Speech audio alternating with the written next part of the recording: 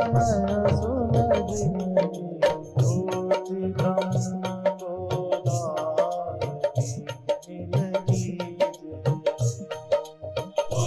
नीलगी श्री राम जय जय राम।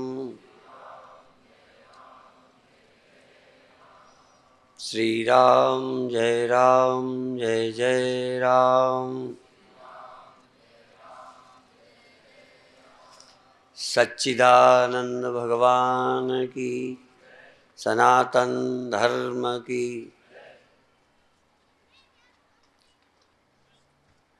बहुत चीज़ें आपको नहीं बताते या प्रकरण में नहीं समझाते, और कुछ चीज़ें आपके लिए कठिन भी पड़ती हैं, पर धीरे धीरे एक बात को समझने की कोशिश करो कि जो आपके देह के अंदर है और को समझता है वो बड़े महत्व का है। आप अपने मन में क्या हो, ये आँखें वो जो आप मन में होते हो। जैसे आप किसी के भाई हो, ये भाई होने का संस्कार, और ये मेरी बहन है, इसके बहन होने का संस्कार आपके मन में है। आँखें यही हैं, हाथ यही हैं, पर इन आँखों से बहन नहीं दिखती। आँखें तो सिर्फ एक छेद हैं, आँखें तो देखने का सिर्फ उपकरण है। देखने वाला भीतर बैठा है। यदि वो भाई है तो बहन देखता है, बेटा है तो किसी को बाप देखता है।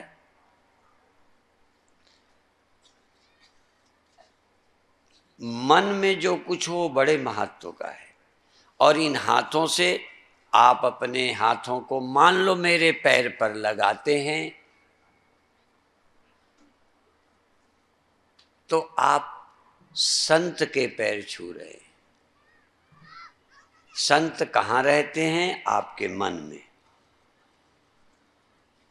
सामने जो देह है वो तो एक मनुष्य ही का है। संत कौन है? संत आपका विश्वास, आपके संस्कार। फिर आप संत को देखते हैं, संत को छूते हैं, संत को मिलते हैं। इसलिए आपको संत दर्शन का लाभ, पुण्य प्राप्त होता है। इसी तरह आप किसी स्त्री को आप क्या देखते हैं? बहन नहीं देखते, माँ नहीं देखते, तो कुछ तो देखते ही होगे। तो जो आप अपने संस्कार के अनुसार देखते हो, वैसे ही आप प्रभावित होते रहते हो या पाप पुण्य लगता रहता है। इसी तरह आप मंदिर जाते हो तो सबको मंदिर में बैठी प्रतिमा सबको भगवान नहीं लगती। जिसको भगवान लगती है उसे भगवान के पास बैठने का पुण्य मिलता है। ये जबरदस्ती नहीं कि सबको मिलता है। तुम्हें अपनी माँ के पास बैठकर जो पवित्रता मालूम पड़ती है, काम का अभाव बना रहता है। आपके अंदर अपनी माँ के पास बैठकर काम नहीं आता। ये 100% सच्चाई है। क्यों नहीं आता? क्योंकि वो आपकी माँ है। आपके मन में ये ख्याल है कि ये मेरी माँ है। आपके मन का संस्कार ही वहां काम पैदा नहीं होने देता। और वो जिसकी माँ नहीं लगती, उसमें से एक आपका पिता है जिसकी वो माँ नहीं लगती। और कुछ बीच के गंदे लोग भी हैं जिनकी माँ भी नहीं लगती, बहन भी नहीं लगती, बेटी भी नहीं लगती। उनको भी कुछ लगती होगी, उनके मन की हालत कुछ और होती होगी। अर्थात दिखने वाले जगत को यूं तो मोटे तौर पर सब लोग कहते हैं हम सब आंखों से देखते हैं, पर ये सच्चाई है कोई भी आंखों से नहीं देखता, सब मन से देखते हैं। और जाकी रही, हाँ, जाकी रही भावना जैसी, सो मूरत देखी तीन तैसी। उस मूर्ति को, वो इस आकार को सबने कैसा देखा? एक ही नहीं देखा। इसीलिए सबको मंदिर जाने से पुण्य नहीं मिलता, ध्यान रखना, और सबको बराबर नहीं मिलता। इसीलिए कभी कभी मैं परम सत्य या ऊंचे सत्यों के बीच में एक मनोवैज्ञानिक सत्य का भी वर्णन करता हूं। ये जो कुछ भी अभी हम देखते हैं ये मानसिक सत्य हैं, मनोवैज्ञानिक सत्य हैं, और पशु वैज्ञानिक सत्य में जीता है, ऐन्द्रिक सत्य में। पशु शारीरिक और ऐन्द्रिक जीवन जीता है, मनुष्य मानसिक जीवन जीता है, और आध्यात्मिक पुरुष, ज्ञानी पुरुष बौद्धिक जीवन जीता है। बुद्धि यद्यपि दो तरह की है, इंद्रियों से मन से प्रभावित बुद्धि और आत्मा के ज्ञान से प्रभावित बुद्धि। आत्मज्ञान से प्रभावित बुद्धि सबको ब्रह्ममय देखती है, परमात्मा देखती है, क्योंकि उस बुद्धि के लिए परमात्मा ही सब है। और धार्मिक व्यक्ति के लिए जैसा मन है तैसा देखता है, और जिनके पास धर्म और अध्यात्म दोनों नहीं है, फिजिकली शारीरिक जैसी जरूरतें होती हैं वैसे ही देखता है, इंद्रियों के अनुसार देखता है। पशु को खाने के लिए नाक सबूत है, उसकी नाक को अच्छा लगता है वो खा लेता है, उसका काम भी नाक पर निर्भर है।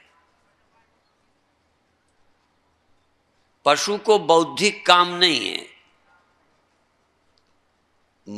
पशु बुद्धि द्वारा प्रेरित नहीं होता, इसलिए जब उसकी घ्राणेन्द्रिय इसकी ओर आकर्षित होती है तो उसकी प्रवृत्ति होती है। मनुष्य अकेला है जो इंद्रियों के अतिरिक्त भी कुछ देख सकता है। मेरी इंद्रियों से एक नारी का शरीर दिखता है, फीमेल स्त्री दिखती है, पर माँ बहन ये आँखों से भौतिक इंद्रियों से नहीं दिखती, वो हमारे संस्कार से दिखती। तो मंदिर तीर्थ ये हमारे बुद्धिजन्य या संस्कार से दिखते हैं। इसलिए कुत्ते को बिल्ली को कोई तीर्थ नहीं है, जानवरों को कोई तीर्थ नहीं है। मैं वैज्ञानिक सत्य को जानता हूँ, दो तरह से ही तीर्थों का खंडन किया है लोगों ने। या तो भौतिकवादियों ने कहा सब जमीन एक जैसी है कोई तीर्थ नहीं, सब नदियां एक जैसी हैं कोई पवित्र नहीं, एक जैसी। और यह बहुत आध्यात्मिक लोगों ने कहा है जिनके लिए कोई भेद है ही नहीं, उन लोगों ने कह दिया कोई तीर्थ नहीं, कोई गंगा नहीं, क्योंकि उनकी तो जीवन ही गंगा है, जीवन ही तीर्थ है। तो तीर्थ, जिनका जीवन तीर्थ है उन्हें तीर्थ जाने की जरूरत नहीं है, जहाँ बैठे हैं तीर्थ है। या जिनके जीवन में समाधि है उन्हें समाधि के लिए जंगल और घर का फर्क नहीं है, पर आम लोगों का घर में ध्यान नहीं लगता, मंदिर में लगता है। इस सत्य को भी समझें, सबके लिए सब समान नहीं है। किसी जगह आपके अंदर काम आता है, किसी जगह काम नहीं आता, मन अच्छा हो जाता है। किसी के पास बैठकर मन विक्षिप्त होता है, किसी के पास बैठकर मन शांत होता है। तो अभी तुम समझा कि अरे सब बराबर ही हैं, ये कहते हो जबान से, पर ये तुम्हारे मन का सत्य नहीं है, ये तुम्हारे जीवन की सच्चाई नहीं है। ऐसे ही सब ब्रह्म ही ब्रह्म है, ये भी कई के जीवन की सच्चाई नहीं है। हमारे नीति का एक वचन है, धर्म वचन है, मातृवत परदारेषु पर द्रव्येषु लोष्टवत। दूसरे की स्त्री को माता, परदारेषु मातृवत, और परद्रव्येषु लोष्टवत, दूसरे का धन मिट्टी का ढेला। अब ये समझना, जिनके अंदर धर्म है वो दूसरे के धन को मिट्टी समझते हैं, और दूसरे की स्त्री का ललाट कैसा देखते हैं, तजो चौथ चंदा की नाई। दूसरे की स्त्री के मस्तक को ऐसे नहीं देखो, ऐसे आंख बचाओ जैसे चौथ के चंद्रमा को उस दिन नीचे नजर रखते हैं कि कहीं दिख न जाए, चंद्रमा न दिख जाए, क्योंकि कलंक लगता है। तो चंद्रमा के ही देखने से चौथ को नहीं लगता, दूसरे की स्त्री को भी देखने से लगता है, देखने की उत्सुकता की। तो मन को कैसे रखना? जब तक ब्रह्म ज्ञान ना हो तब तक हमको संस्कार अच्छे चाहिए। जब तक हमें संसार में प्रवृत्तियां करनी है, प्रवृत्ति है, तब तक कैसे देखें, कैसे सुनें, क्या देखें, क्या सुनें, क्या करें, इसकी बड़ी आवश्यकता है। आप बधाई के पात्र हो यदि ये बात तुम्हारे ध्यान में आए। कई बार जब हम बहुत ऊंची बातें बोलते हैं तो वहाँ हमारे लिए या किसी ज्ञानी के लिए मंदिर और तीर्थ और सब जगह बराबर हैं, घर और मंदिर, पर अभी हमारे लिए नहीं। हमें मंदिर में जाते हैं शांति मिलती है, घर में नहीं मिलती। किसी के पास बैठते हैं तो मन बड़ा पवित्र हो जाता है। कई ऐसे चित्र व्यक्ति देखे, स्त्री देखी, पुरुष देखे, जिनकी याद से मन खराब होता है, कामी बनता है, और किसी की याद आते सर झुकता है। सामने आए तो भी सिर झुकता है, याद से भी सर झुकता है। अब ये मन का फर्क है। ऐसा मत कहो मन हमारा सदा ठीक है, पर ये भी एक बात है, मन ऐसो निर्मल भयो, मन ऐसो निर्मल भयो जैसे गंगा नीर, पाछे पाछे हरि फिरें, कहत कबीर कबीर। पीछे पीछे हरि फिरते हैं। अब यदि ये याद कर लें कि पीछे पीछे हरि फिरते हैं तो तुम्हारे भी फिरेंगे। दूसरी बात, सुनते हैं गुरु नानक देव जी किसी मस्जिद की तरफ को पैर किए हुए लेटे थे, तो कुछ मौलवी लोग आए और इतराज किया। आप सीधा देखो, कहीं फोटो भगवान की रखी हो, जमीन पर मैं लेटा हूँ, वहीं सामने फोटो रखी है, मेरे पैर मील 2 मील दूर हो तो ख्याल नहीं जाएगा, पर मेरे पैरों के 1-2 फुट उधर रखी हो फोटो तो ध्यान जाएगा, मेरा भी जाएगा। मेरे गुरुदेव का फोटो रखा हो तो क्या मैं पैर कर सकता हूं? ईमानदारी से देखा जाए, मैं नहीं कर सकता। तो गुरु नानक देव जी महाराज के पैर मस्जिद की तरफ थे। अब मस्जिद तो दूर होगी, बहुत पास ही थोड़ी होगी। हाँ, अपन भी प्रतिमा की तरफ नहीं कर सकते। मंदिर पड़ता हो तो पैर करे रहेंगे, क्योंकि झांसी में चारों तरफ मंदिर होंगे, आप अपने घर में किधर पैर करोगे? तो आंखों से जब नहीं दिखता, आप तो कमरे में हो, तो आपका पैर दीवार की तरफ है कि मंदिर की तरफ? हाँ, जरा ध्यान दो। जब आप अपनी आंख से देखते हो तो आपका पैर तो दीवार की तरफ है, मंदिर तो बाहर है। बीच में ऐसे ही कोई सामने मेरे यहाँ खड़ा हो ना, तो मेरे हाथ जोड़ना चाहते हो तो तुम्हें लगेगा ये हट जाए, क्योंकि तुम हाथ जोड़ोगे वो आगे वाला ले जाएगा, या वो ना भी ले तो तुम्ही को लगता है इसके क्यों जोड़ूं, यद्यपि तुम उसके जोड़ भी नहीं रहे, जोड़ तो मेरे रहे हो, पर वो आगे तो पड़ गया। तो दीवार आगे आ गई, अब मेरे पैर दीवार की तरफ हैं।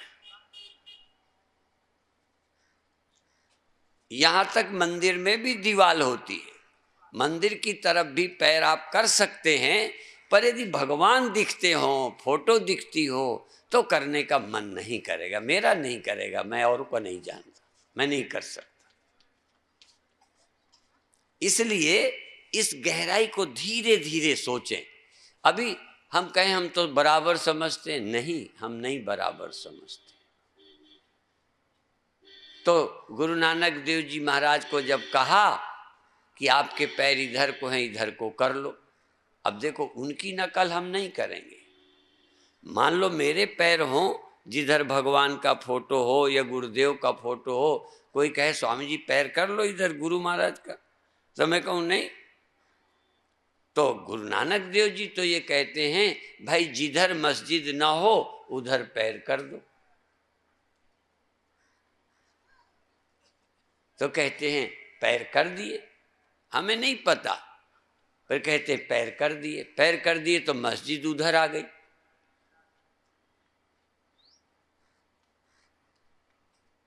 पर आप भी यदि ध्यान में हो, आप भी यदि परमात्मा के सिया राम मैं सब जग जानी, करऊं प्रणाम जोरि जुग पाणी, जिस समय आप सचमुच चारों तरफ भगवान को देख रहे हो ऊपर नीचे, उस समय आप किधर पैर करो?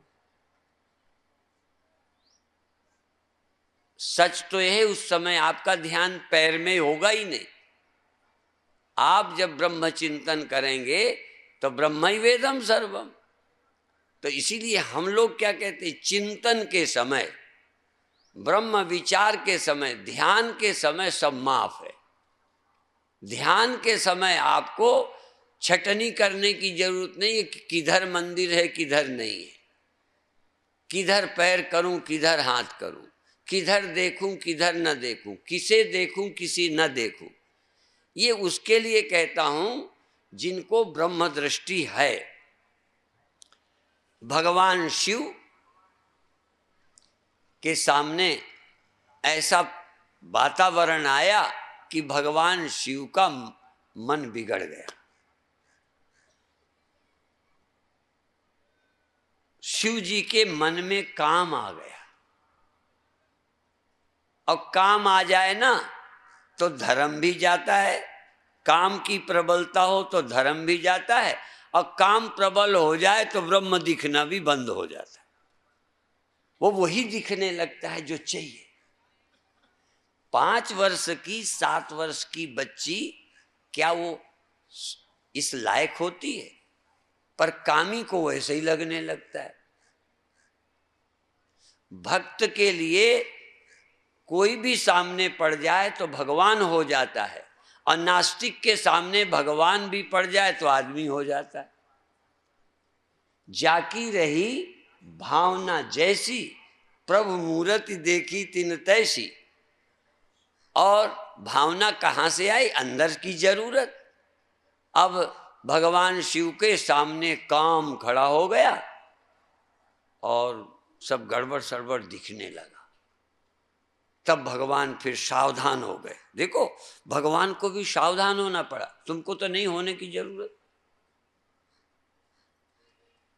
जिसके मन में कभी भी गलत ख्याल आते हैं उसे राम की, भगवान की स्मरण की जरूरत है। दवा किसको खानी चाहिए? बोलो, जो बीमार हो, बीमार ना हो तो ना खाना। यदि आपके जीवन में भय चिंता नहीं है, मौत नहीं है, तो ब्रह्म की याद मत करो, फिर अविनाशी के याद की जरूरत नहीं। आत्मा का स्मरण करने को हम मजबूर हैं।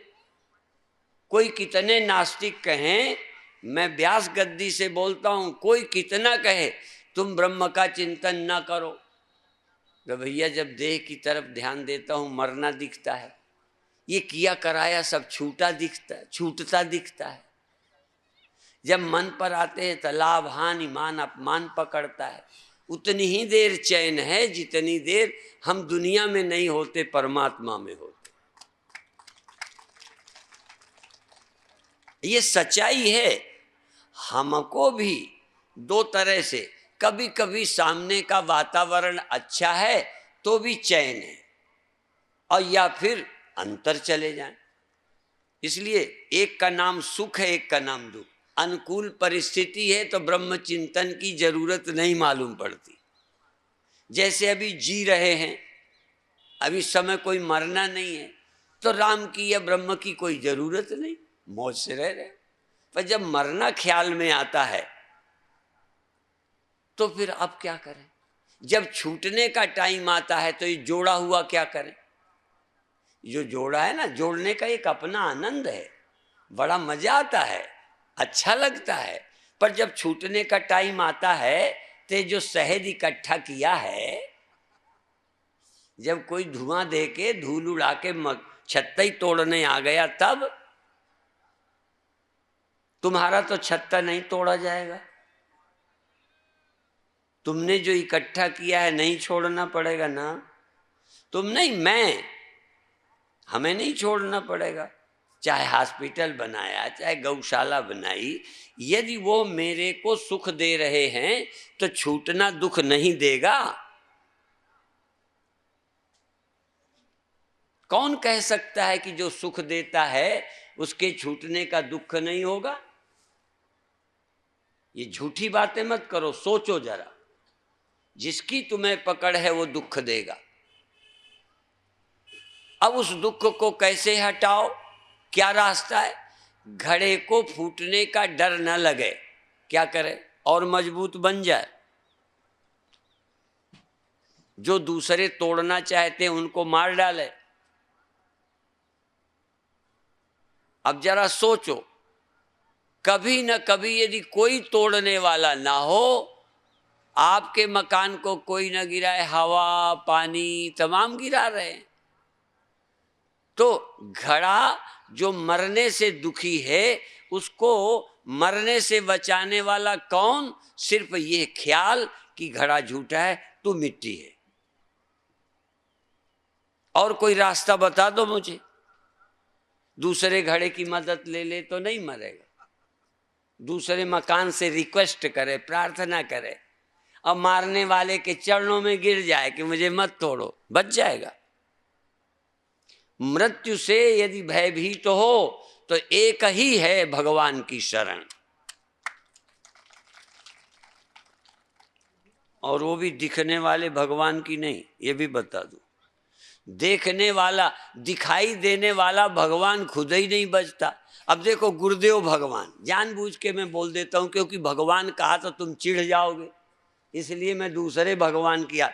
ये गुरुदेव भगवान जो तुम्हें नजर आते हैं, ये तुम्हें बचाएंगे ना? अच्छा बताओ, ये जो दिखने वाले गुरुदेव भगवान है, ये खुद बचेंगे? दिखने वाले की बात मैं कह रहा हूं। दिखने वाले गुरुदेव ही भगवान बच के दिखा दें। ये दिखने वाले भगवान कब तक बचेंगे? और दिखाई देने वाले चेलों को गुरुजी कैसे बचाएंगे? दिखाई देने वाला चेला, कई चेले हमारे रहते चले गए और कई गुरु चेलों के रहते।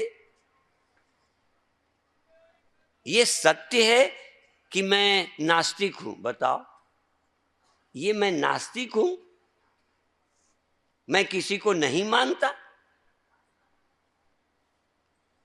असल में मैं उस सत्य का प्रचार करता हूं जो सचमुच सत्य है। वो कोई बनावटी नहीं, वो कोई हिंदू का, कोई मुसलमान का, कोई पंडित का, कोई बनिया का, कोई भाजपा का, कि कांग्रेस का, कि सपा का, कि बसपा का। मैं एजेंट हूं क्या, या किसी गुरु का एजेंट हूं क्या? यदि किसी गुरु की बात में सच्चाई नहीं तो मैं उसे अस्वीकार करूंगा, और किसी के गुरु मेरी सच्ची बात है तो किसी का गुरु हो तो सबका ही गुरु है। सत्य बोलने वाला सबका गुरु है, सत्य सबका सत्य है, और झूठ सबका ही झूठ है। यदि कोई मेरा चेला, मेरा एजेंट कहे स्वामी परमानंद साक्षात भगवान बैठे, ये ठीक है कि मैं साक्षात भगवान हूं पर बैठा नहीं हूं, ये ध्यान रखना। मैं साक्षात भगवान हूं, पर यदि बैठे को आप कहोगे कि साक्षात भगवान है तो मैं नहीं कहूंगा, क्योंकि ये साक्षात भगवान नहीं है, तो एक मुर्दा है, और मुर्दा होके रहेगा, जो है ये नहीं रहेगा।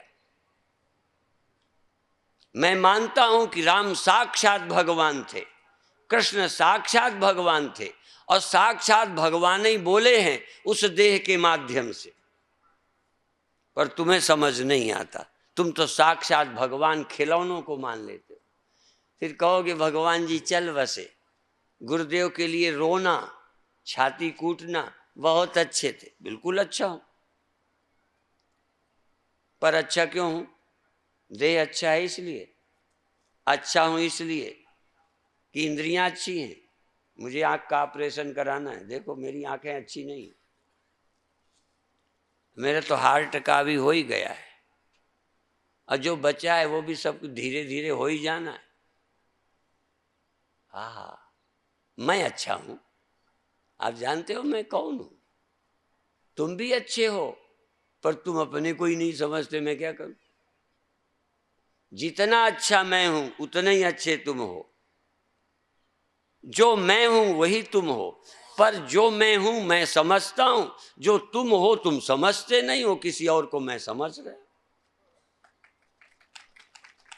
जितने अच्छे भगवान हैं उतने ही अच्छा मैं हूं,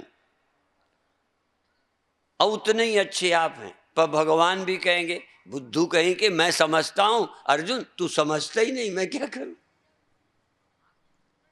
आखिर समझो तो, हमारे भगवान ने नहीं कहा मैं तो भगवान हो सकता हूं तू गधा ही रहेगा, मैं तो परमात्मा हूं तू परमात्मा नहीं हो सकता। कई लोग कहते तुम जीव हो, ब्रह्म हो ही नहीं सकते। भगवान ने नहीं कहा कि तुम जीव ही रहोगे, भगवान ने कहा जो मैं हूं वही तू हो सकता है। और ये कहा नान्यम गुणेभ्यः कर्तारम यदा दृष्टानुपश्यति गुणेभ्यश्च परम वेत्ति। परम वेत्ति, गुणों से परे जान करके मद भावम शोधिगच्छति, वो मेरे भाव को, ब्रह्म भाव को, भगवत भाव को प्राप्त हो जाता है। तो गीता को काटोगे क्या? गीता के श्लोक हटा दोगे? और अभी भी कोई ये थोड़ी कि शरीर को मार डालेंगे तब तुम ब्रह्म होगे, आंखें फोड़ देंगे तब ब्रह्म होगे। तुम अभी ब्रह्म हो, पर तुम्हारी ब्रह्म में दृष्टि नहीं है। दृष्टि देह में है, दृष्टि इंद्रियों में है, विषयों में है। आपकी दृष्टि अपने मन में है। मैं बड़ा दुखी हूं, आपकी दृष्टि मन में है, आत्मा में नहीं है। बिल्कुल दुखी जब हो तब आपका ध्यान अपने मन पर है, आपका ध्यान मन को दुख देने वालों पर है, आपका ध्यान अपने पे नहीं है। जिसका ध्यान अपने में है वो दुखी नहीं हो सकता, और दुखी हो तो अपने में ध्यान आ जाए तो दुख रह नहीं सकता। ये तो इलाज है, ये इलाज है दुख से छूटने का, भय से छूटने की दवा है। यदि बीमार हो तो दवा खाओ, और बीमार नहीं हो तो हवा खाओ। हवा नहीं समझ में आए? बीमार हो तो दवा खाओ, हवा खाओ का मतलब घर जाओ, क्या लेना देना तुम्हें हमसे? बीमार हो तो दवा खाना पड़ेगा। और निरुजस्य किम औषधम, निरुजस्य जो निरोग है, जिसको कोई रोग नहीं, काम रोग नहीं, क्रोध नहीं, अहंकार नहीं, सीमित नहीं, विकारी नहीं, मरता नहीं, जन्मता नहीं, आता नहीं, कम ज्यादा होता ही नहीं। जो कम ज्यादा नहीं होता, यदि ऐसे तुम हो तो तुम्हें अब बढ़ने की क्या करना है, अब घटने का डर क्या है? आप हो क्या? आप अपनी समझ से पूछो कि क्या घटने बढ़ने वाले सचमुच नहीं हो? इसलिए हम कहते हैं डाउटलेस, संशय रहित प्रज्ञा। केवल बुद्धि संशय रहित हो कि तुम घटने बढ़ने वाले हो कि दुविधा है, और घटने बढ़ने वाले नहीं हो तो घटने का डर क्यों लगता है, और बढ़ने वाले नहीं हो तो बढ़ने की कोशिश क्यों चल रही है? तुम क्या हो? यद्यपि ये मेरा उपदेश आम जनता के लायक नहीं है, मैं जानता हूं, मुझे पता है कि इसका फायदा आम लोग नहीं उठा सकते। आम लोग छोड़ो, मान लो यही प्रवचन, चलो यही नहीं, किसी साधु का प्रवचन, किसी साधु का, मेरा छोड़ दो, जानवरों को उपदेश करो, किसी का, कोई भी साधु, मेरा तो छोड़ो, मेरे लिए तो आदमी कई जानवर हैं, पर मैं एक जानवर का उदाहरण देकर कि कथाओं के लिए सारे जानवर, कोई भगत नहीं, कोई सत्संग के लायक नहीं। यदि कथा सुनने लायक कोई जानवर नहीं है, क्यों? कथा का फायदा नहीं उठाएगा। अच्छा ये बताओ, घास चारे की व्यवस्था करें, रहने की व्यवस्था करें तो जानवर खुश होंगे कि सम्मेलन करें? तुम ही बता दो। क्योंकि उसको उसकी जरूरत है। जिन आदमियों को अभी पत्नी चाहिए, बच्चा चाहिए, उन्हें ब्रह्म ब्रह्म चाहिए ही नहीं। मेरी कथा का क्या मतलब है? तुम दुखी तो हो पत्नी के अभाव से, और मैं ब्रह्म बेड़े जा रहा हूं। तुम्हें कौन सा अभाव कष्ट दे रहा है? अब तुम शरीर बचाना चाहते हो, अब मैं कहता हूं तुम अमर हो, तुम्हें लगेगा मेरे अमर होने से क्या फायदा? तुम परीक्षित की जगह होते और दो लोग आए होते, एक सांप के काटने की दवा देता होता, या सांप के मारने की तरकीब बताता होता, या सांप न काटे ऐसी जगह छिपाने की बताता होता, और एक जगह भागवत की कथा कराई जाती, तो आज का परीक्षित कहाँ जाता? अब समझ लो कि कौन भागवत का अधिकारी है। हैं भागवत के अधिकारी, हैं वेदांत के अधिकारी, है कोई हिम्मती कि जो मरने वाले को आत्मा की कथा सुनावे? ये इस बकरे को बचाने में लगे पड़े हो, और कौन बचाएगा? मान लो मैं, फिर बताता हूं, मान लो मेरी भी देह में ही ममता है, देह ही को मैं मानता हूं और बोलता हूं ऊंची बात, तो मैं तर गया? असल में यही तो बात है कि जिसको सचमुच ज्ञान होगा वही तरता है, जिसको ज्ञान नहीं है अभिमानी नहीं तरता, चाहे कुछ भी बोलता रहे। बोलने से क्या होता है? और जो समझोगे ना, 100% यदि समझ है तो हो ही नहीं सकता उसे तुम ना मानो। तुम स्वप्न में यह देह नहीं, ये पड़ा था, इससे कोई मतलब नहीं, पर स्वप्न में भी तुम देह थे, तो वहां तो मरने का डर नहीं था ना, वहां नहीं होता ना कोई डर। स्वप्न के देह में नहीं होता। देह चाहे तुम्हारा सच्चा वाला हो चाहे ख्याल वाला हो, पर यदि सच्चा लगता है, जितनी देर स्वप्न का देह तुम्हें दिख रहा था उतनी देर उसके बचाने की चेष्टा की थी कि नहीं? और जग गए तो बचाया कि गया? स्वप्न वाला बचा क्या? अच्छा कितना बचा ये बता दो। हड्डी पसली कुछ बची? मुर्दे की तो बच भी जाती हैं। स्वप्न से जागने पर तो उसका कुछ भी नहीं बचा ख्याल के सिवा, और फिर भी रोते नहीं, छाती नहीं कूटते जग कर, हाय मैं मर गया। यदि आप आत्मा हो तो मर कैसे जाओगे? पर यह समझना आसान है क्या? कितने परमानंद खप जाएंगे कितने गुरु खप गए पर नहीं समझा पाए सबको। कोई कोई जिज्ञासु, कोई कोई सत्संगी, लाखों में एक कोई गुरु की रमज को, गुरु की बात को समझता है। अच्छा, कृष्ण के कितने चेले बने? ल्यो, सुखदेव के कितने चेले थे? हमारे देखो हेड़ की हेड़। मैं इसलिए बोलता हूं कि सुखदेव को कितने मिले परीक्षित, अर्जुन को कितने मिले अर्जुन। वहीं पांडव बैठे हैं, वो समझना ही नहीं चाहते। युद्ध तो सबके सामने था, कोई अर्जुन का था क्या? केवल अर्जुन लड़ने गया था, पर नहीं सोचते। कोई मरने वाली दुनिया मेरे अकेले के लिए है क्या? क्या मेरा ही छूटेगा, तुम्हारा नहीं छूटेगा? पर तुम सुनने को तैयार नहीं, मैं सुनने को तैयार था, मुझे समझ आया। कितना समझाया जाता है कि तुम्हारे साथ कुछ नहीं जाएगा, सुन लिया हमारी। संसार किसी का नहीं हुआ, फिर भी लोग लड़े मारे जा रहे हैं कुर्सियों के लिए, गद्दी के लिए, राजनीति के लिए, और मर जाएंगे कुत्ते की मौत, फिर भी देश की चिंता नहीं, अपनी सत्ता की कुर्सी की चिंता में मरे जा रहे हैं। आप समझते हो? ये कथाएं मैं कहता हूं, दुनिया के लोग कहते हैं रोटी कपड़ा मकान सत्य है। बिल्कुल, आम भौतिक जीवों के लिए, कुत्तों के लिए, गधों के लिए पानी चाहिए, भोजन चाहिए, रहने की जगह चाहिए। ऐसे जब तक हम कुत्ते गधे हैं तब तक इतना ही चाहिए, पर यदि इससे ज्यादा कुछ हैं तो इतने से हम संतुष्ट नहीं होंगे, हमें ब्रह्म चाहिए। हम कैसे इतने में संतुष्ट हो जाएंगे?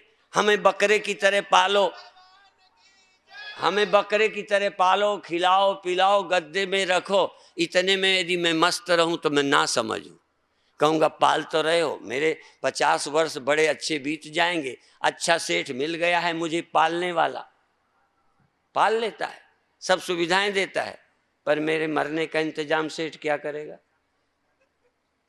मेरे छोड़कर जाने की व्यवस्था क्या करेगा? सेठ कर देगा व्यवस्था।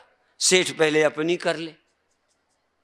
आप कहोगे सुखदेव पहले अपनी कर ले, सुखदेव ने कर लिया है, तभी वही दवा बता रहे हैं। जो सुखदेव ने दवा खाई है वही वो परीक्षित को खिला रहे हैं।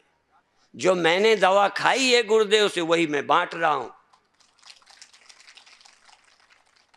इसलिए आपसे भी यही कहना है, कथाएं तो चलेंगी, कथा करने वाले भी चलेंगे, कोई मेरी कथा से उनकी कथाएं बंद होने वाली नहीं है। और तुम सब मेरी कथा सुनने आने वाले भी हाँ नहीं हो। मेरी कथा सुनने कोई कुत्ता नहीं आया, कोई गधा नहीं आया, कोई शेर नहीं आया, कोई सियार नहीं आया। ऐसे ही कई आदमी भी जिनको अभी सब लौकिक सामान चाहिए, मुक्ति नहीं, भगवान नहीं, आत्मा नहीं, अमृत तो नहीं, ये तो मान के बैठ गए हैं मरने वाले हैं, इसका इलाज भी नहीं, ऐसा माने बैठे हैं।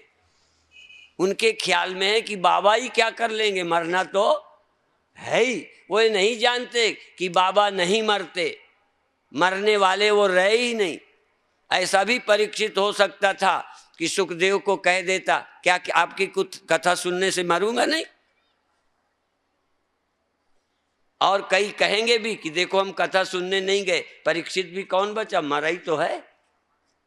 क्योंकि भौतिक तर्कों में, भौतिक आंखों में तो परीक्षित भी नहीं बचा। और परीक्षित का बचना किसको मैं दिखा सकता हूं? किसी नास्तिक को, किसी कम्युनिस्ट को, किसी राजनेता को मैं परीक्षित का बचना दिखा सकता हूं? किसी को ब्रह्म मिला है, इसको कोई दिखा सकता है?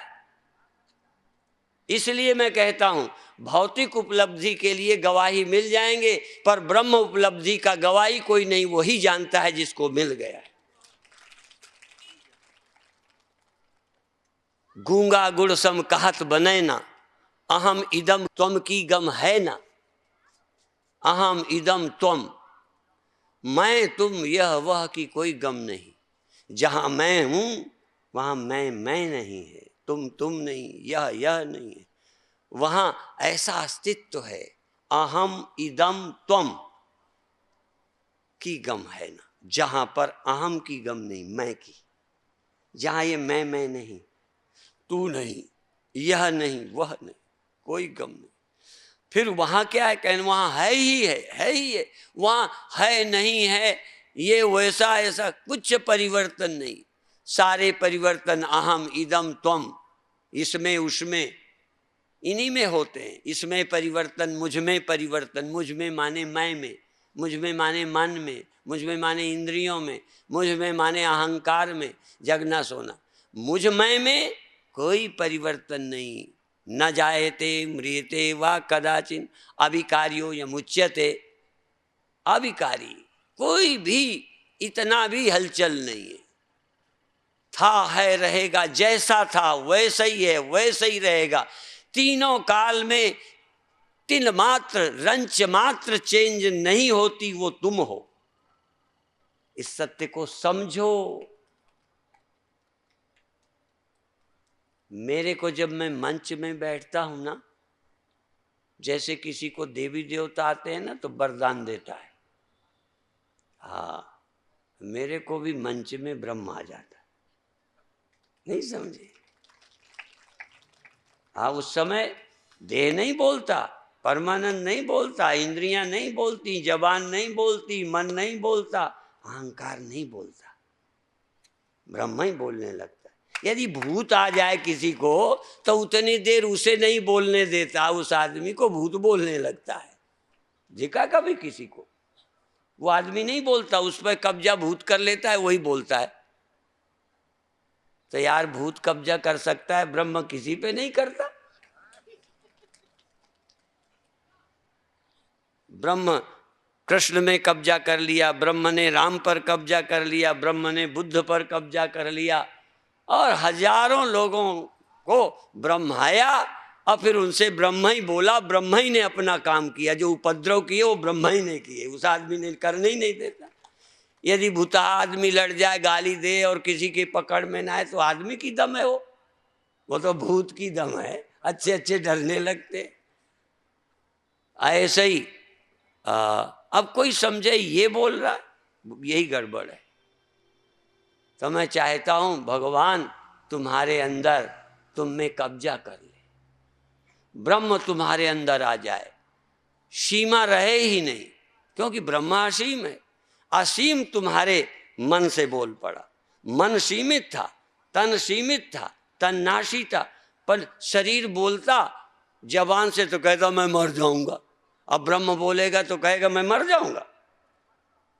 ब्रह्म बोलेगा तो कहेगा मैं पैदा हुआ हूं। ब्रह्म बोलेगा तो कहेगा मुझसे सब पैदा हुए। और जो ऐसा ना बोले तो समझो कोई और ही बोल रहा है, ब्रह्मा भी नहीं बोला। इसलिए गीता में भगवान बोले, श्री भगवान उवाच। मैं कई बार बोलने लगा कि कहीं लिखा है कृष्ण उवाच। गीता में कृष्ण उवाच लिखा है, भगवान उवाच। भगवान बोले। अब भगवान पैदा नहीं होते, मरते नहीं है। भगवान से सारी सृष्टि हुई। जब भगवान बोले तो कहते हैं प्रकृतिम पुरुषम चैव विद्यनादि उभावपि, ये दो ही हैं। और ये जो सृष्टि हुई, मम योनिर्महद ब्रह्म तस्मिन् गर्भम दधाम्यहम्, ये महातत्व प्रकृति मेरी स्त्री है, योनि है, इसमें मैंने अपने को स्थापित किया है, मैं ही सब में हूं, ऐसे बोलते। और क्या कहते, एकांशेन। अच्छा, पृथ्वी के कुछ हिस्से में चलो मकान हैं, बहुत हिस्से में होंगे। आकाश, ये जो शून्य है आकाश, इसमें कितने एरिया में सूर्य है, चंद्रमा है, तारे हैं, धरती है, और कितना अभी खाली पड़ा होगा। सारी जगह सूर्य है, सारी जगह चंद्रमा, सारे आकाश में, और ऊपर और चारों तरफ सब जगह चंद्रमा, सब जगह सूरज, सब जगह तारे। कितने भी हों, आकाश खाली ही रहेगा। इतना बड़ा है आकाश। अनाद्य अनंत। ऐसे ही ब्रह्म के एक अंश में भगवान कहते एकांशेन स्थितो जगत, सारा जगत मेरे एक थोड़े से अंश में रहता है। बाकी तो बिना सृष्टि का मैं। त्रिपादूर्धो उदयित पुरुषा पादोशेहा भवत पुनः। सारी सृष्टि मेरे एक पाद में है, 3 पाद मेरे ऊपर हैं, सृष्टि से रहित हैं, सृष्टि से ऊपर हैं मेरे बहुत ऐसे ही मन आदि भी, ये मन अंतःकरण अहंकार भी मेरी चित्त सत्ता के एक हिस्से में रहता है। जैसे बुलबुला पानी में, अभी हम भाखरा बांध एक बार देखने गए, 750 फुट गहरा पानी, 750 फुट नीचे लहर होगी, नीचे बुलबुला होगा, ऊपर कितना पानी है जिसमें कोई बुलबुला नहीं, कितनी मिट्टी है जिसमें कोई बर्तन और मकान नहीं, कितना आकाश है जिसमें कहीं कुछ नहीं, खाली आकाश। भगवान कहते हैं कि मेरे एक अंश में सारी दुनिया है, मैं इतना मैं क्या बताऊं, खाली पड़ा हूं। और सब जगह जगह कम पड़ जाती है रहने की जगह। कहते सारी दुनिया रहती है फिर भी मैं खाली पड़ा हूं। इसीलिए मेरे यहां रहने की कोई जगह की कमी, क्योंकि इससे ज्यादा दुनिया और कहां से आएगी। ये दुनिया भी मुझी से निकल के रह रही है थोड़े हिस्से में। बर्तन मिट्टी से ही बन गए और रह रहे हैं, तो बाकी तो अभी पड़ी हुई है मिट्टी, जो घड़ा नहीं बनी, मकान नहीं बनी, कुछ बनी नहीं अभी है। ऐसे ही ब्रह्म का कितना ब्रह्म है जो सृष्टि रहित है, और जो है वो एक अंश में है। और सच बता दें, उस अंश में भी ऐसे ही है जैसे स्वप्न तुम में रहता है और जाता है, फिर भी तुम्हें कुछ बिगाड़ता नहीं है। नहीं तो कई चीजें होती हैं तो कुछ जिससे बनती हैं उसे बिगाड़ती है। इस चैतन्य आत्मा का सृष्टि कुछ बिगाड़ती नहीं, पर ऐसे सत्य आत्मा से हम परिचित नहीं। इसलिए कहते हैं अज्ञानी। अज्ञानी इसलिए नहीं कि आप समझदार नहीं हो, अज्ञानी इसलिए नहीं कि आपको कुछ ज्ञान नहीं। अज्ञानी माने आपको अपनी महिमा का पता नहीं। अज्ञानी मतलब आप अपने महत्व को नहीं समझे। इसलिए भगवान का संदेश सुनकर जीवन को धन्य बनाओ। अब आप आंख बंद करो।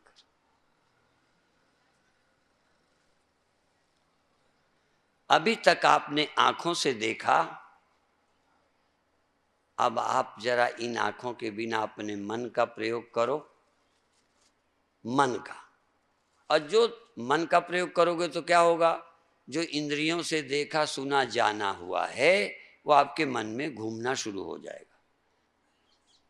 जितनी दुनिया तुमने कभी अपनी इंद्रियों से देख ली, सुन ली, जान ली, अनुभव कर ली, वही दुनिया तुम्हारे मन में घूम रही है। तो देखी हुई, सुनी हुई, जानी की हुई, अनुभव की हुई दुनिया, आप जरा अपने मन को समझाओ कि ये तो सब माया है, इंद्रिय गोचर है, इंद्रियों का विषय है। जो अब इंद्रिय पर इंद्रियों के विषय की स्मृति, अनुभूति तुम्हारे मन में है। यदि अभी भी झांसी है तो तुम्हारी स्मृति की झांसी है। भीतर कहाँ से आई झांसी? झांसी की याद। भीतर कहाँ है आकाश? केवल स्मृति। भीतर कहाँ है चांद सूर्य? केवल स्मृति। आपके मन में यादें हैं। ध्यान करते कभी स्मृति प्रत्यक्ष भी हो जाती है। जैसे स्वप्न स्मृति नहीं है, संस्कार हेतु तो हैं, पर स्वप्नों को कोई ये नहीं कह सकता मुझे जगत की स्मृति थी। जगत की स्मृति का मतलब कि मुझे याद है, इसलिए कि वो याद कहाँ रखा है। स्मृति का मतलब तुम इस पंडाल में बैठे हो, घर है, घर वहाँ है, यहाँ बैठे घर की याद है। स्मृति का मतलब एक दुनिया वहाँ है, इस समय में स्वप्नों की दुनिया में आ गया हूँ, ऐसी किसी को याद नहीं होती। स्मृति का मतलब बीती घटनाओं का भी पता हो और इस समय वो घटना हो नहीं रही, इसलिए याद बोलते हैं। सूर्य देखा था, चांद देखा था, देश देखा, इसलिए अब अंदर मेरे देश तो है नहीं, याद है देश की। अंदर स्मृति है और प्रत्यक्ष क्या है? जब कभी स्मृति न होकर प्रत्यक्ष सूर्य अंदर दिखने लगे, प्रत्यक्ष चांद दिखने लगे, प्रत्यक्ष व्यक्ति गुरु भगवान दिखने लगे, तो इसको हम स्मृति न कह के अपरोक्ष अनुभूति, स्पष्ट अनुभव हो रहा है, देख रहे हो। स्वप्न देखा जाता है, स्मृति नहीं है, वो प्रत्यक्ष है, अपरोक्ष है। स्वप्नों को स्वयं मैंने देखा है, अनुभव किया है, याद नहीं किया। याद तो मैं अब करता हूं स्वप्नों की, इस समय मैं स्वप्नों की याद करता हूं, उस समय स्वप्नों की याद नहीं करता था, देख रहा था। इसी तरह यहां बैठे हो ये याद नहीं है, यहां बैठे हो ये अनुभव है, याद नहीं। याद ये है कि पहले मैं घर में था, उसके पहले मैं लेटा था, उसके पहले कल मैं वहाँ था, वहाँ गया था, कल यहाँ आया था, ये याद है। यहाँ बैठे हो ये याद नहीं है, ये अनुभूति है, ये प्रत्यक्ष है। यहाँ बैठे हो प्रत्यक्ष है। श्वास चल रही है, जरा ध्यान दो, श्वास चल रही है, ये स्मृति है या अपरोक्षानुभूति है? श्वास आई, श्वास गई, ये स्मृति नहीं है, ये याद नहीं है, इसको याद नहीं कहते, इसको तो अनुभव कहते हैं। अनुभव में चीज का वर्तमान में होना जरूरी है, याद में वर्तमान में यहाँ होना जरूरी नहीं है। आप यहाँ याद करोगे, घर वहाँ है, याद यहाँ है, सूर्य ऊपर है, याद यहाँ है, संसार इतना है, याद तुम्हारे अंदर मन में है। याद का मतलब दुनिया बाहर है, याद भीतर है। सूर्य वहाँ है, याद यहाँ है। और स्वप्न का मतलब याद नहीं जगत की, स्वप्न का मतलब प्रत्यक्ष। तो श्वास कल चलती थी, आज नहीं चल रही, याद करो कि कल चल रही और इस समय चल रही है, याद थोड़ी है, ये अनुभूति है। जरा ध्यान रखो, अनुभूति और स्मृति का फर्क समझो। स्मृति विस्मृति बाहर की, अनुभूति और अनुभूति का अभाव, श्वास की अनुभूति और श्वास का ध्यान न रहना, शरीर की अनुभूति, शरीर का पता न रहना, सो जाना। सो जाने में याद नहीं रहती। श्वास चलती हो, तुम सो जाओ, पता नहीं रहेगा, जग गए पता चल रहा है। अब याद नहीं कर रहे कि कल तक तो चलती थी, आज नहीं चल रही। हाँ, कल ये स्वप्न था, कल दुख था, आज याद कर रहे हो। वहां मंदिर था, यहाँ याद कर रहे हो, ये याद बोलते हैं। और यदि मंदिर दिखने लग जाए तो समझो साकार हो गया, सृष्टि हो गई, दिखने लग गया, अनुभूति हो गई। इसी तरह अंदर से प्रणाम करो, भगवान को नमस्कार करो, याद मत करो, प्रणाम करो। याद में स्मृति का मतलब कल प्रणाम किया था, आज नहीं कर रहे, याद कर रहे हैं, कल किया था पूजा। और यदि अभी कर रहे हो तो इसको याद नहीं कहेंगे। इस समय यदि सर झुका रहे हो तो ये याद नहीं है, ये तो अभी अभी कर रहे हो। यदि कल ध्यान लगा था तो ये याद है, और आज यदि ध्यान लगा है तो ये याद थोड़ी है, ये तो अनुभूति है, अपरोक्ष है।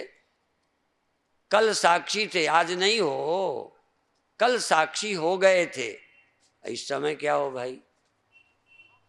यदि इस समय साक्षी हो तो इसको याद मत कहो, स्मृति मत कहो, अनुभूति कहो, साक्षात साक्षी।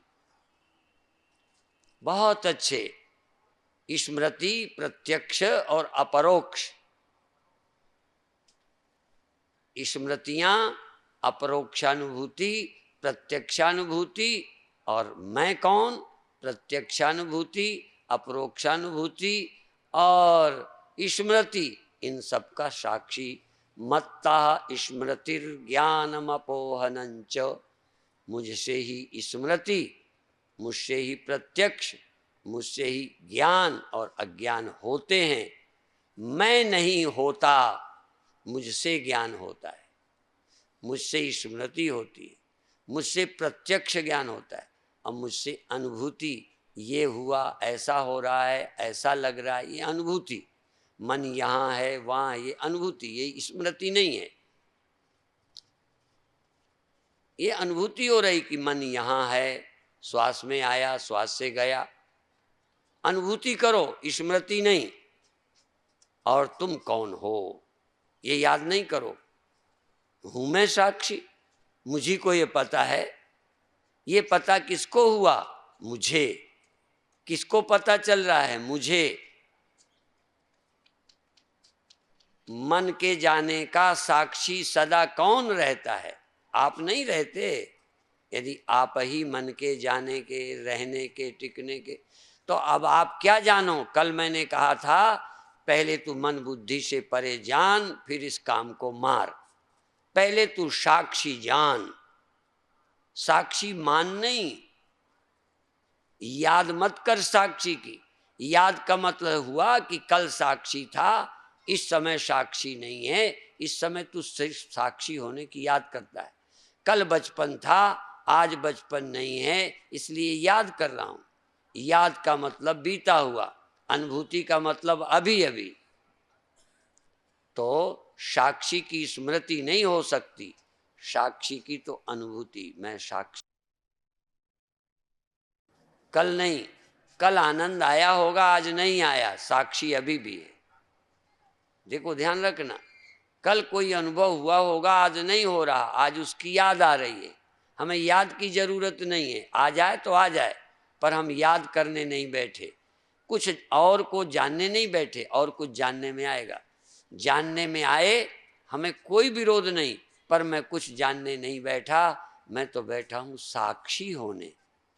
मैं साक्षी हूं, ये मुझे मालूम। मैं इनका दृष्टा हूं। मैं कल नहीं, अभी अभी इसका दृष्टा कौन है? यदि तुम्हें लगे कल दृष्टा था अब नहीं हूं, तो तुरंत कहो अब इसका दृष्टा कौन है? क्या नया दृष्टा आया है? कोई पड़ोसी आया है? तू ही दृष्टा है, तू ही अपरोक्ष अनुभूति का करता है। तेरे से अपरोक्ष अनुभूति है। तू सत्य है, तू चैतन्य है। हाँ, तू ही चैतन्य है, तू ही अविकारी है। विकार आते जाते हैं, शांति आती जाती है, सुख आते जाते हैं, चंचलता रहती है, कभी खो जाती है। तू कब खोया? यदि तू खोया तो खोने का साक्षी कौन? यदि तू आया तो आने का गवाही कौन? ध्यान आया, वृत्ति आई, वृत्ति गई, इसका साक्षी कौन? आया। आने में कभी लेट कर दिया, जाने का गवाही थोड़ा विलंब में। चश्मदीद, जो कुछ उस समय हो रहा है, चश्मदीद गवाह, उसी समय वही जानता है। और वही कहना भी ठीक नहीं, तू ही जानता है। शब्द रट गए हो, वही जानने वाला है। यदि मन का पता न चला, तो मन के पता न चलने का गवाही, पता नहीं चला इतनी देर, कौन है? तू। ऐसा कोई अनुभव जो तुझे नहीं हुआ और वो हुआ है। ऐसा कोई स्वप्न जो तुझे नहीं हुआ और हुआ है। बिना चेतन के स्वप्न कैसे हो जाएगा? बिना चेतन के मन चंचल कैसे हो जाएगा? बिना चेतन की कोई अनुभूति, स्मृति, विकल्प और अज्ञान कैसे हो जाएगा? तो तेरी बिना सत्ता के पत्ता नहीं हिलता। पर तू जानता नहीं अपनी महिमा को। तू जान और जीवन को धन्य कर। 2 मिनट मौन विश्राम। अकर्ता, विश्राम, सहज, अपने अंदर। मैं कुछ करता नहीं, मैं नहीं कहता काम बंद कर। काम बंद करने को नहीं कहा, मन रोकने को नहीं कहा, कुछ होने को नहीं कहा। जो होता है उसका पता किसे चल रहा है, बस इतना। यदि न चलता होता तुझे पता तो ये भी न कहते। बस इतना ही ख्याल कर कि आखिर कोई अनुभव, कोई भी, क्या बिना तेरे ये हो गया? हुआ, तेरी राय नहीं थी, तेरी रुचि नहीं थी, सब कुछ हो रहा तेरी बिना रुचि के या अरुचि से, इससे कोई मतलब नहीं। पर इनका होना, इनका ना होना, बल्कि ध्यान का लगना, ध्यान का हट जाना। देखो, जो जानने में आ जाए जान ही लो। ध्यान हट जाता है, बिल्कुल हट जाता है। किसे पता चलता है? मेरे से पूछते हो? इसलिए साक्षी किसी का मोहताज नहीं है। साक्षी किसी साक्षी से भिन्न गुरु का भी मोहताज नहीं है। साक्षी सदा अपरोक्ष, साक्षात अपरोक्ष। और जो साक्षात अपरोक्ष है, जिसकी सत्ता के बिना कुछ होता नहीं, इस साक्षात अपरोक्ष सच्चिद आनंद को ही ब्रह्म कहते हैं, आत्मा कहते हैं, अद्वितीय कहते हैं, विलक्षण कहते हैं।